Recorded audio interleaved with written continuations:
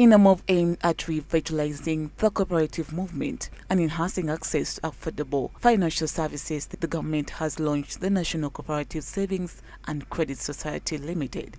The initiative was officially unveiled by the Minister of Trade, Industry and Cooperatives, Honorable Francis Mwebesa. First and foremost, I now hand you over the National Cooperative Savings and Credit Society, which eventually becomes the National Cooperative Bank, to you, as I requested that.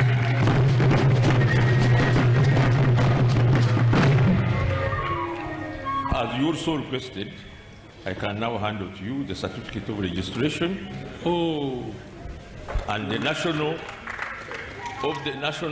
Savings and Credit Cooperative Society Limited.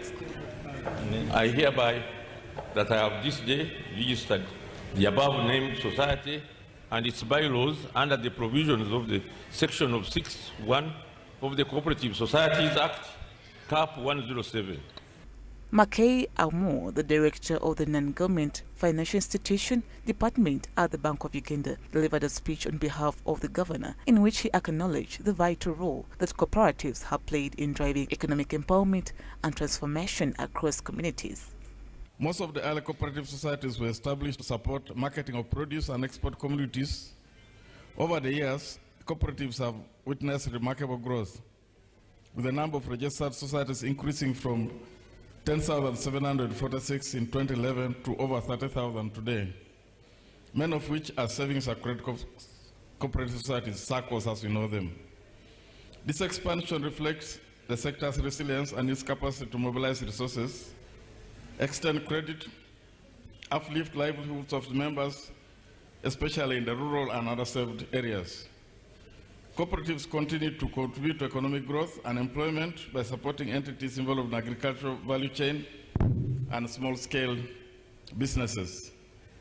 Cooperative movements, therefore, embodies a spirit of shared prosperity, where success is measured not just in profits, but in the number of lives that are uplifted.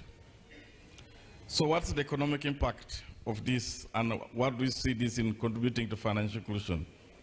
As you are aware, Uganda's Vision 2040, as well as the Paris Development Model, underscore the importance of inclusive economic growth through support of entities that remain outside the money economy. Counsel Tomhaisi from the Kampala Associated Advocates stated that the legal framework governing the SACCOs remains disorganized, making regulations difficult. He noted that the UC faces challenges in effectively regulating SACCOs due to these legal gaps. The question is, who is supposed to be ahead of the other? So the song that UC has been singing is that we are having challenges in the way we are regulating SACCOs.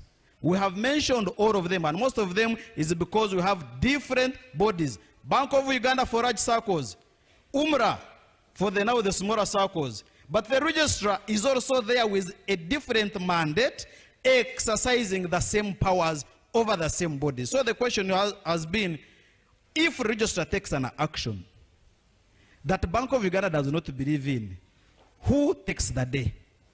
According to Lieutenant General Andrew Kabuma, chairman of the Board of Governance of Wazalendo Savings and Credit Cooperative Society Limited, the continued success of Wazalendo can be attributed to the several key factors. Not to go and form a circle when we can. No. It must come from you. So, member formed. Number 2 principle, it must be a successful circle, must be member owned.